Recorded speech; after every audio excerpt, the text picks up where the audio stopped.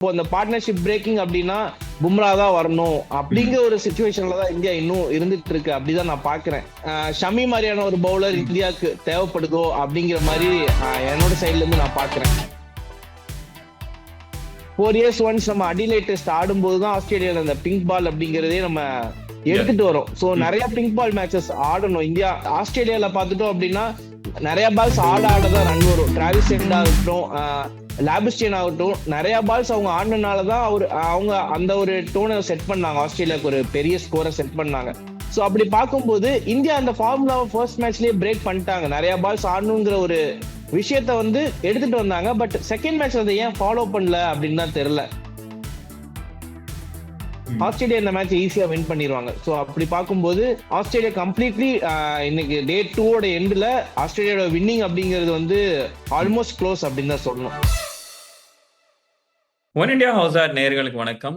Border Gavaskar ட்ரோஃபியோட second test and second day எண்ட்ல நாம இருக்கிறோம். அண்ட் இதுல நிறைய விஷயங்கள் பேச வேண்டியிருக்கு. யார்கிட்ட பேச போறோம் அப்படின்னா கிரிக்கெட் அனலிஸ்ட் கிருபாகரன் அவர் தான்.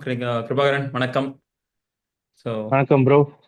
ஸோ ஃபர்ஸ்ட் டே முடிஞ்சது. ஃபர்ஸ்ட் டே யார் அப்பர் ஹேண்ட்ல இருக்காங்க, யார் எப்படி இருக்க போகுது அப்படின்ற ஒரு பெரிய கொஸ்டின் இருந்தது. அப்படியான செகண்ட் டே பார்க்கும்போது டோட்டலாவே ஆஸ்திரேலியா டாமினேட் பண்ணிட்டாங்க அப்படின்னு நம்ம சொல்லலாமா? மேபி லைக் பேட்டிங் ஆஸ்பெக்ட்லயும் சரி, இல்ல பவுலிங் ஆஸ்பெக்ட்லயும் சரி, ரெண்டு சைட்லயுமே டாமினேட் பண்ணிட்டாங்க அப்படின்ற மாதிரி நம்ம சொல்லலாமா? கண்டிப்பா. ஃபர்ஸ்ட் டே முடியும் போது யாரு இருப்பாங்கன்னு தெரியல. ஆஸ்திரேலியா ஓரளவுக்கு அப்பர் ஹேண்ட்ல இருந்தாங்க. பட் இன்னைக்கு டே ஃபுல்லாவே கம்ப்ளீட்டாவே டாமினேட் பண்ணிட்டாங்க. ஸோ இந்தியா இப்போ on the verge of losing அப்படிங்கிற மாதிரி ஒரு சுச்சுவேஷன் தான். ஒரே ஒரு பெரிய விக்கெட் நிதிஷ் ரெட்டியும் அண்ட் ரிஷப் பண்ட் மட்டும்தான் கிரீஸ்ல இருக்காங்க. அடுத்து பேட்டிங் ஆப்ஷன் பாத்தீங்கன்னா Ashwin can bat quite well. அப்படிங்கும்போது அதுக்கப்புறம் இந்தியாவுக்கு பேட்டிங் இல்ல. 29 ரன்ஸ் ட்ரையல்ல இருக்காங்க. ஸோ அப்படி பார்க்கும்போது ஒரு பெரிய டார்கெட் இந்தியானால செட் பண்ண முடியாது ஃப்ரம் தி ஸ்டேஜ். ஒருவேளை எக்ஸ்ட்ராடனரியா அவங்க 2 பேரும் பேட்டிங் ஆடினாங்க அப்படின்னா ஓரளவுக்கு டார்கெட் செட் பண்ணலாம். சோ அத இப்போ 29 ரன் ட்ரையல்ல இருக்கும்போது இப்போதைக்கு ஜஸ்ட் இந்த 2 பேட்ஸ்மேன் ஓரளவுக்கு சாலிடா விளாண்டு பின்னாடி வர பேட்ஸ்மேன்ஸ் ஓரளவுக்கு கம்ப்ளீட் பண்ணி கொடுத்தாங்க அப்படின்னா ஒரு 150 to 200 ரன்ஸ் அப்படிங்கிற ஒரு டார்கெட் செட் ஆச்சு அப்படின்னா ஆஸ்திரேலியா இந்த மேட்ச் ஈஸியா வின் பண்ணிடுவாங்க. ஸோ அப்படி பார்க்கும்போது ஆஸ்திரேலியா கம்ப்ளீட்லி இன்னைக்கு டே 2 எண்ட்ல ஆஸ்திரேலியாவோட வின்னிங் அப்படிங்கிறது ஆல்மோஸ்ட் க்ளோஸ் அப்படின்னு தான் சொல்லணும். Okay, right, good. அண்ட் அது என்னன்னு தெரியல, டிராவிஸ் ஹெட்டும் லபுஷேனும் ஏதாச்சும் ஒரு இடத்துல டக்குன்னு ஒரு பார்ட்னர்ஷிப்பை போட்டுடுறாங்க, பயங்கரமா கொண்டு போயிடுறாங்க. குறிப்பா லபுஷேனோட இன்னிங்ஸா இருக்கட்டும், டிராவிஸ் ஹெட்டோட இன்னிங்ஸா இருக்கட்டும், கான்ட்ராஸ்டிங்கான ஒரு இன்னிங்ஸ். லபுஷேனோட நம்பர்ஸ் பார்த்துட்டோம் அப்படின்னா 126 பாலுக்கு 64, கிட்டத்தட்ட அவரோட ஸ்ட்ரைக் ரேட் 50ல இருக்கு. ஹெட்டோட ஆன் தி அதர் ஹேண்ட் 141 பால்ஸ்ல 140, ஒரு 100 அப்படின்ற மாதிரி இருக்குது. ஸோ இந்த ரெண்டு பேரோட இன்னிங்ஸை எப்படி பாக்குறீங்க நீங்க? ஸோ லாபிஸ்டின் இந்த சீரீஸ் வர்றதுக்கு முன்னாடியே ஒரு மாதிரி டிசைட் பண்ணிட்டு தான் வந்தாரு. நான் புஜாரா மாதிரி நான் பேட்டிங் பண்ண போறேன் அப்படின்னு. லாஸ்ட் இன்னிங்ஸ்ல லாஸ்ட் டெஸ்ட் மேட்ச்ல நம்ம பார்த்தோம், நிறைய பால்ஸ் ஃபேஸ் பண்ணியிருந்தாரு. பட் ரன்ஸ் காலம் அட்ரஸ் பண்ணாமே இருந்தாரு. 50 பால்ஸ்க்கு 2 அப்படிங்கிற மாதிரி இருந்துச்சு. இந்த மேட்ச்லயும் இந்த மேட்ச்ல அவர் எந்த மாதிரி அப்ரோச் கொண்டு வந்திருக்காரு அப்படின்னா நிறைய பால்ஸ் ஆடி இருக்காரு. அடுத்து பை த அதர் சைட் நிறைய ரன்ஸும் ஒரு ஸ்கோர் பண்ணியிருக்காரு. அந்த பார்ட்னர்ஷிப் பில்ட் பண்றதுக்கு அது ரெண்டுமே ரொம்ப இம்பார்ட்டன்டான ஒரு விஷயமா நான் பாக்குறேன். அண்ட் இன்னொரு சைட் டிராவிஸ் ஹெட் அப்படிங்கிறது அவர் ஓடிஐ ஆடினாலும் சரி, இல்ல டெஸ்ட் மேட்ச் ஆடினாலும் சரி, அந்த ஃபர்ஸ்ட் ஃபியூ பால்ஸ் செட்டில் ஆயிட்டாரு அப்படின்னா அதுக்கப்புறம் அவர் அந்த மோட் ஆஃப் T20 நான் இங்க எடுத்துட்டு வரல. ஸோ நம்ம அந்த 2023 ஓடிஐ வேர்ல்ட் கப்ல நம்ம பார்க்கும்போதும் சரி, அதுக்கு முன்னாடி வேர்ல்ட் டெஸ்ட் சாம்பியன்ஷிப் ஃபைனல்ஸ்லயும் சரி, இந்தியாக்கு எகெயின்ஸ்டா அவர் பெர்ஃபார்ம் பண்ணும்போது அந்த ஒரு ஃபர்ஸ்ட் ஒரு 50 பால்ஸ் அவர் செட்டில் ஆயிட்டாரு அப்படின்னா அதுக்கப்புறம் அவருடைய ரேஞ்சே அப்படியே வேற மாதிரி போயிருது. நிறைய சிக்ஸர்ஸ் அடிக்கிறது, நிறைய பவுண்டரிஸ் அடிக்கிறது. ஸோ அந்த மாதிரி அவர் போயிடுறாரு. ஸோ அதுக்கு லாபிஸ்டியனுடைய பார்ட்னர்ஷிப், அவருடைய விக்கெட் அந்த இன்னொரு சைடு அப்படிங்கிறது ரொம்ப இம்பார்ட்டன்டா இருக்கு.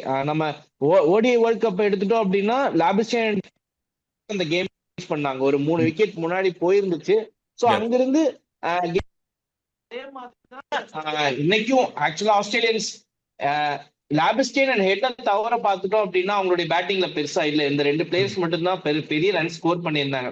சோ அப்படி பார்க்கும்போது இந்த பார்ட்னர்ஷிப் நீங்க கேட்ட மாதிரி ரொம்பவே இம்பார்ட்டன்டான ஒரு பார்ட்னர்ஷிப். 2 பேருடைய அப்ரோச்சஸும் கொஞ்சம் டிஃப்ரெண்டா இருந்துச்சு. ஒருத்தர் ஒரு சைடு விக்கெட் லூஸ் பண்ணாம அந்த பார்ட்னர்ஷிப் பில்ட் பண்றதுக்கு ஹெல்ப் பண்றதும், இன்னொரு சைடு ஒரு பிளேயர் செட்டில் ஆயிட்டு அதுக்கப்புறம் அவருடைய மோட் ஆஃப் கேமை வந்து சேஞ்ச் பண்றதும். சோ இந்த பார்ட்னர்ஷிப் ரொம்பவே இம்பார்ட்டன்டா இருந்துச்சு. இந்த ஆஸ்திரேலியா இந்த மேட்சை வின் பண்ணாங்க அப்படின்னா இவங்க 2 பேர் தான் அதுக்கு ஒரு மிகப்பெரிய ரீசனா இருந்திருப்பாங்க. ஓகே. ஸோ நெக்ஸ்ட் அவனை இந்தியாவோட பவுலிங் பார்த்தோம் அப்படின்னா சிராஜ் 4 விக்கெட், பும்ரா 4 விக்கெட். அந்த பேப்பர் பார்த்தோம் அப்படின்னா ஈக்குவல் கான்ட்ரிபியூஷன் அப்படின்ற மாதிரி பார்த்துடலாம். பட் ஸ்டில் பும்ரா வந்து இன்னுமே முக்கியமா இருக்கிறாரு. ஏன்னா அவர் எடுக்கிற விக்கெட்ஸ் எல்லாமே ரொம்ப முக்கியமான விக்கெட்ஸா இருக்குது அப்படின்னும் போது இன்னுமே கொஞ்சம் பும்ராவை கொஞ்சம் ரிலை பண்ணியிருக்கிறோம். ஏன்னா பும்ராவோட 23 ஓவர் போட்டிருக்காரு. அந்த 23 ஓவர்ல அவர் விக்கெட் எடுக்கல அப்படின்னா வேற யாராலையும் ஒரு பார்ட்னர்ஷிப்பை பிரேக் பண்றதோ இல்ல ஒரு கேம் சேஞ்சிங் விக்கெட்டை எடுக்கிறதோ ரொம்ப குறைவா இருக்குன்னு பார்க்கலாம். அஃப்கோர்ஸ் இன்னைக்கு சிராஜ் வந்து ஹெட்டோட விக்கெட் எடுத்துட்டாரு. பட் அதர் தேன் தட் இன்னுமே இந்தியாவோட பவுலிங் வந்து ரொம்ப பும்ராவை ரிலை பண்ணியிருக்காங்களோ அப்படின்ற ஒரு விஷயம் இருக்கு. அண்ட் அட் சேம் டைம் நேத்து வந்து அஸ்வினை நீங்க கொஞ்சம் எக்ஸ்ட்ரா யூஸ் பண்ணி இருந்திருக்கலாம். ஏன்னா ஒரே ஒரு ஓவர்ல கொடுத்து முடிச்சிட்டீங்க. அவர் வந்திருந்தாருன்னா இன்னும் கொஞ்சம் விக்கெட் கிடைச்சிருக்கும் அப்படின்னு சொல்லிட்டு இருந்தாங்க. பல கருத்து இருந்தது. பட் இன்னைக்கு அஸ்வின் 18 ஓவர் போட்டிருக்காரு. இருந்தாலும் ஒரே ஒரு விக்கெட் தான் கிடைச்சிருக்கு. சோ இதையும் எப்படி பாக்குறீங்க நீங்க?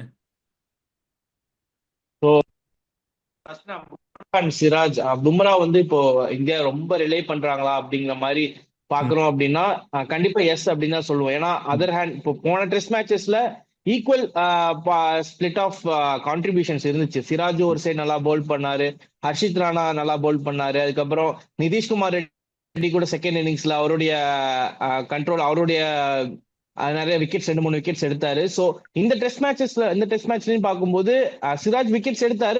பட் நீங்க சொன்ன மாதிரி ஜஸ்பிரீத் பும்ராவுடைய அந்த கான்ட்ரிபியூஷன்ஸ் அப்படிங்கிறது கொஞ்சம் அதிகமாவே இருந்துச்சு. ஏன்னா பெரிய பெரிய விக்கெட்ஸ் எடுத்தாரு. ஃபர்ஸ்ட் உஸ்மான் கவாஜால இருந்து அதுக்கப்புறம் அந்த பெரிய பெரிய விக்கெட்ஸ் எல்லாம் ஜஸ்பிரீத் பும்ரா தான் அந்த டாப் ஆர்டரா இருக்கட்டும் அண்ட் அவர் பார்ட்னர்ஷிப் பில்ட் ஆச்சுன்னா அதை பிரேக் பண்றதா இருக்கட்டும், பிரேக் த்ரூ கொடுக்கறதா இருக்கட்டும்.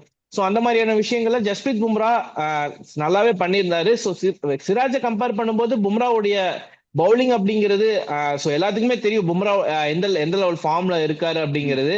சோ அவரை வந்து அவருக்கு கான்ட்ரிபியூஷன் கொடுக்கறதுக்கான பவுலர்ஸ் இப்போ அந்த பார்ட்னர்ஷிப் பிரேக்கிங் அப்படின்னா பும்ரா தான் வரணும் அப்படிங்கிற ஒரு சிச்சுவேஷன்ல தான் இந்தியா இன்னும் இருந்துட்டு இருக்கு. அப்படிதான் நான் பாக்குறேன். So last match Harshit Rana கூட நல்லா போல் பண்ணியிருந்தாரு. பட் இந்த மேட்ச் அவருக்கு விக்கெட்டே கிடைக்கல. சோ அப்படி பார்க்கும்போது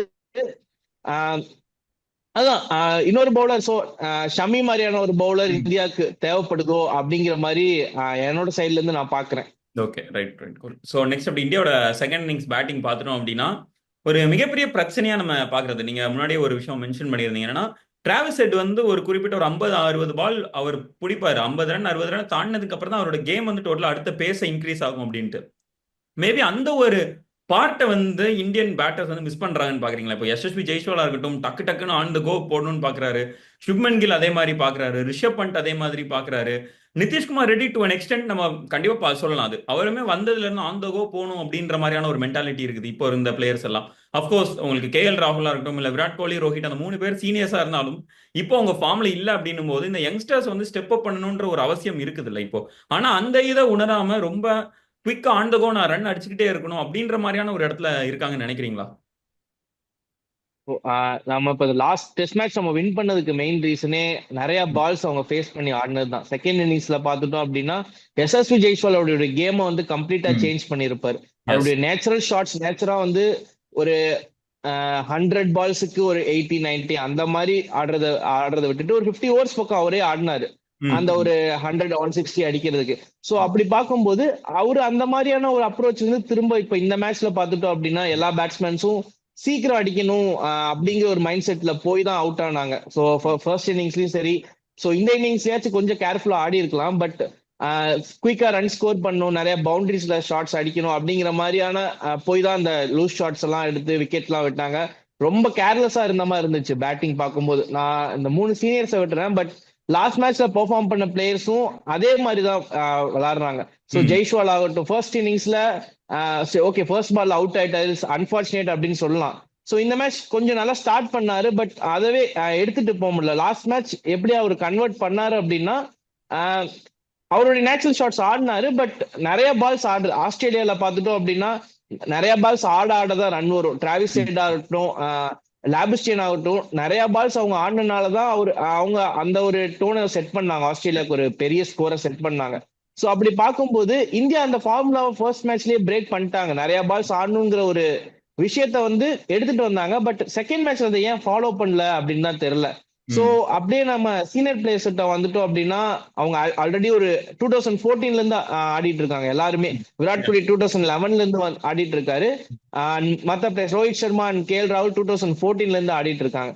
சோ இதுல KL ராகுல் லாஸ்ட் மேட்ச் செஞ்சுரி அடிச்சாரு, ஒரு கம்பேக் கொடுத்தாங்க. அதே மாதிரி விராட் கோலியும் ஒரு செஞ்சுரி வந்துச்சு. பட் அந்த ஃபார்மை திரும்பவும் எடுத்துட்டு வந்திருக்கலாம் இந்த மேட்ச்ல. பட் எனக்கு தெரிஞ்சு இந்த பிங்க் பால் அப்படிங்கிறது கொஞ்சம் டிஃப்ரெண்டா இருக்கோ அப்படின்னு நான் பாக்குறேன். ஏன்னா இந்தியா நிறைய பிங்க் பால்ல ரெகுலரா ஆடுறது இல்ல.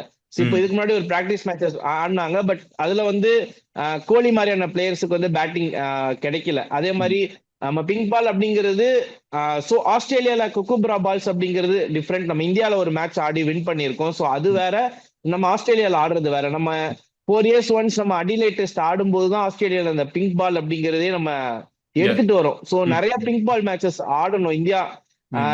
இதுக்கு முன்னாடி வந்த பிராக்டிஸ் மேட்சஸ் மட்டும் இல்ல, பிங்க் பால்ல நிறைய ஆடும்போது அந்த பிளேயர்ஸுக்கு அந்த பிங்க் பால் அதுல எப்படி பேட்டிங்கிறது சீனியர்ஸுக்கு தெரிய வரும்.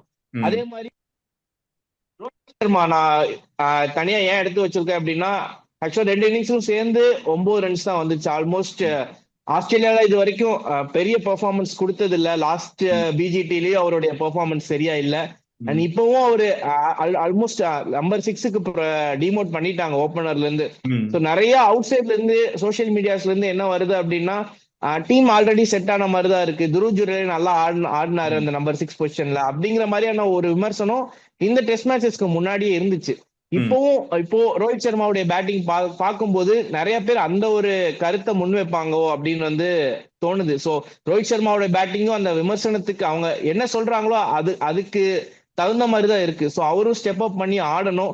ஸோ ரெஸ்பான்சிபிலிட்டி எடுத்து ஆடணும் அப்படின்னு தான் நான் பாக்குறேன். Okay, so one last question. 3வது நாள்ல இந்தியா தாண்டுவாங்களா, இல்ல 3வது நாள்ல கேமை மாத்துறதுக்கு வாய்ப்பு இருக்குதா இந்தியாவுக்கு? ஸோ நான் பிலீவ் பண்றேன். பட் சான்சஸ் ரொம்ப லெஸ் அப்படின்னு தான் சொல்லணும். ஏன்னா 5 பேர் டவுன். Last 2 batsmen. நான் அஸ்வினை வந்து ஆஸ்திரேலியன் பிச்சர்ஸ்ல அஸ்வினை வந்து நான் அவ்வளோ பெருசா ட்ரஸ்ட் பண்ண மாட்டேன். ஸோ லாஸ்ட் 2 பேட்ஸ்மேன் அப்படின்னா நிதிஷ் ரெட்டி அண்ட் ரிஷப் பண்ட் தான். ஸோ இவங்க 2 பேர் ஆக்சுவலா என்ன நடக்க வாய்ப்பு இருக்கு அப்படின்னா, ஒண்ணு அவங்க ஒரு பெரிய ஸ்கோர் அதிரடியா ஆடி பெரிய ஸ்கோர் பில்ட் பண்ணலாம். இல்லைன்னா ஒரு ஃபர்ஸ்ட் 10 ஓவர்ஸ்க்குள்ள அவங்களுடைய விக்கெட் போயிரும். அண்ட் அதுக்கு பின்னாடி வர டெய்லண்டர்ஸ் விக்கெட் விடுவாங்க. ஆஸ்திரேலியாவுக்கு ஒரு சின்ன டார்கெட் வந்து ஈஸியா சேஸ் பண்ணுவாங்களோ அப்படின்னு தான் தோணுது. ஸோ இந்த 2 பேட்ஸ்மேன்ஸ் பண்ட் அண்ட் நிதிஷ்குமார் ரெட்டி அவங்க பெரிய பெரிய ஹிட்ஸ் பெரிய ஷாட்ஸ் அடிக்கக்கூடிய பிளேயர்ஸ். ஸோ கம்ப்ளீட்டா கேமை சேஞ்ச் பண்ணணும்னு நினைச்சா பெருசா சேஞ்ச் பண்ணுவாங்க, பெரிய ரன்ஸுக்கு போவாங்க. இல்லைன்னா அதே அந்த ஒரு பேட்டிங் ஸ்டைல்லயே அவங்களுடைய விக்கெட்ஸும் விழ வாய்ப்பு இருக்கு. ஸோ ஆஸ்திரேலியா நாளைக்குள்ள கேமை பினிஷ் பண்றதுக்கும் பெரிய சான்சஸ் இருக்கு. Okay, right. Thank you so much Kirubakaran. Next ஏதாச்சும் ஒரு வீடியோல மீட் பண்ணலாம். தேங்க்யூ. தேங்க்யூ.